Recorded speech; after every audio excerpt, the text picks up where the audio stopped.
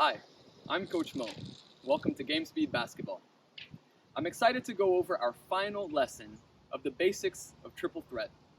Today, we're going to combine everything we've learned so far, and we're going to add one more special move to our bag. Now, I don't want you to leave these series of videos thinking that triple threat and the moves out of triple threat are just one at a time. You're just going to do a shot fake or just going to do a jab and then go. That's incorrect.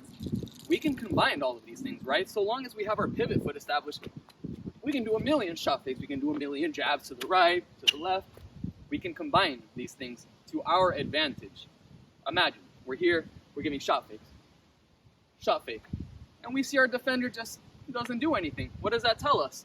Hey, go ahead and pull up. They're not going to bite. Take the shot. Or what if we get a few shot fakes off and then one dribble pull up and it works a couple of times, but then the third time the defender knows what's going to happen. What can we do from there? We can hit the same shot fake, jab to the left, and attack the right as our defender goes to where they think we're going to be, but where we're not. So the main takeaway here is, from triple threat, you can combine the shot fakes, the jabs, all of these things to work to your advantage. You might see that basketball is a game of action and reaction. The person who reacts the fastest tends to be the victor.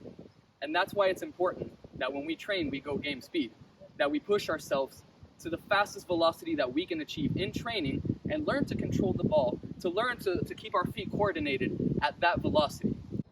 So remember the tools I've given you. From triple threat, with our pivot foot established, we have the shot fake, we can jab with our feet, we can jab with just the ball. But there's one more thing I want to show you, a special little trick that I think might help you deepen your bag a little bit. We're here in triple threat. Now, when we jab, what's the purpose of jabbing? It's to get our defender to go in that direction so that we can maybe come back, have some space and pull up, or so that maybe we can then come in the opposite direction. But the main thing is we want the defender to skew in that direction.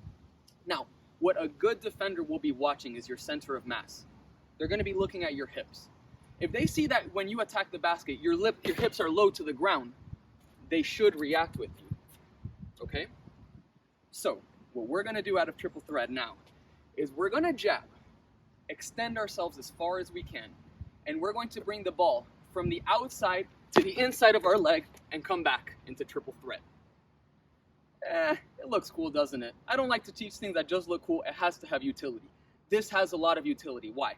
When we jab, look at where we are. Look at where our hips are right here.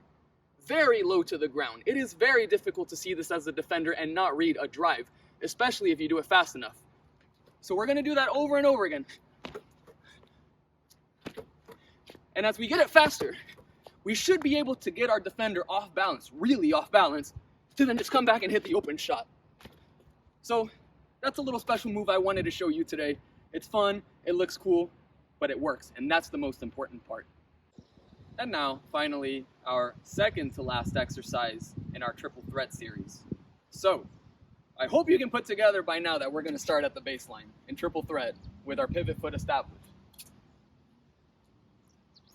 And from here, the move that I'm going to do now, we're combining moves. That's what we just learned, is how to combine moves out of triple threat.